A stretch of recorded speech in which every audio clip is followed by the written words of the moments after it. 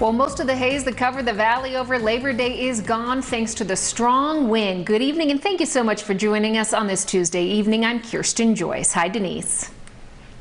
Hi there, and I'm Denise Valdez. So those gusts also really helped to cool things off after record weekend heat, but they did some damage in the process as well. In different parts of the valley, trees were knocked into the street and in local parks as well. Even a light pole came down in one neighborhood, Kirsten.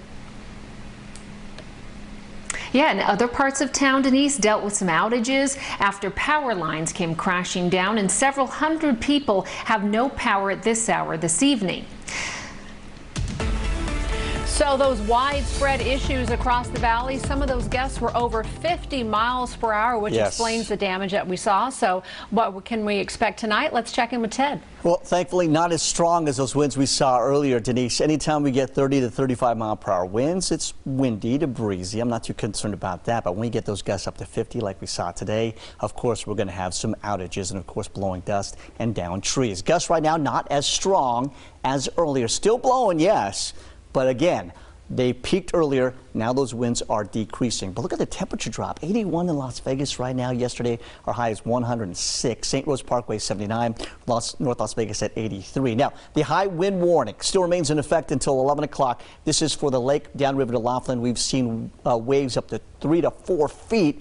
Dangerous boating for the lake. This will change over to a wind advisory for tomorrow. Speaking of wind advisory, there is one in effect right now for the Las Vegas Valley and all these areas in blue. That's because we have seen gusts up to 55 miles per hour.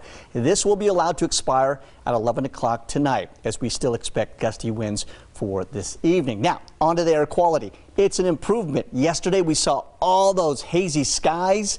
Now, of course, the haze is gone.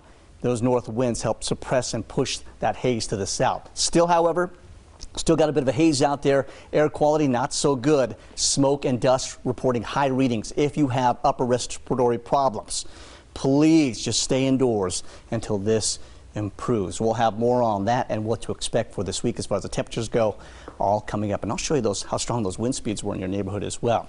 As we saw earlier, those wind gusts are strong enough to bring down trees and power lines. 8 News Now reporter Kate Houston shows us the damage those caused around town. Kate?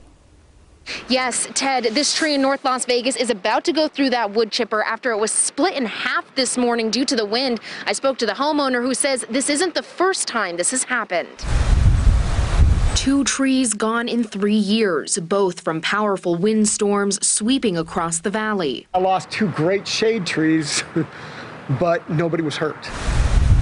Homeowner Thomas Cotter was taking his dogs out around 5:30 this morning with the tree still standing. 15 minutes later, he heard a loud crack and came to find his tree split in half, hanging over his brick wall. These trees, they have very shallow root systems for this because we had both the exact same kind. In other parts of the valley, reports of wind damage started early. Just before 7, a tree fell onto a power line on Valley View in Cirrus. On Mountain View Drive near Charleston and Decatur, more power lines down, very close to homes. Cotter says while it was a scary situation, he's grateful no one in his home was hurt. God was looking out for us. Not for my trees, but he was looking out for us. Cotter had a tree removal service come out Tuesday over concerns of the tree going over the wall. A few of these businesses tell me there will be many assessments done today, with the main removal work happening Wednesday. With that said, if it is an emergency situation, they can take care of the tree now. Kate Houston, 8 News Now.